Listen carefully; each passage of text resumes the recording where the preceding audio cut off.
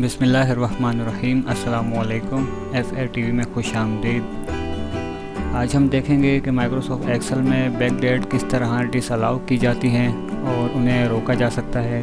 सबसे पहले हम उस फील्ड पर क्लिक करेंगे जिस पर हमें बैकडेट स्टॉप करनी है और इसके बाद हम आएंगे डेटा वैलिडेशन। यहाँ पर हम डेट का ऑप्शन यूज़ करेंगे और यहाँ पर हम डेटा में ग्रेटर देन और इक्वल्स टू और स्टार्ट डेट यहाँ पर हम एक इम्प्रेशन देंगे is equal to today bracket start bracket close. Okay, अब यहाँ पर बैक डेट स्टॉप हो जाएगी और हम बैक डेट देने की कोशिश करेंगे तो हमें एक एरर मैसेज मिलेगा।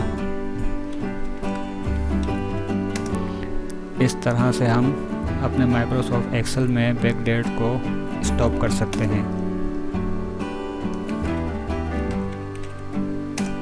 तो उम्मीद करता हूँ आपको ये वीडियो पसंद आई होगी। वीडियो पसंद आई है तो लाइक शेयर और कमेंट्स करना मत भूलिए और चैनल को सब्सक्राइब करना भी मत भूलिए। Thanks for watching. अल्लाह हाफिज़।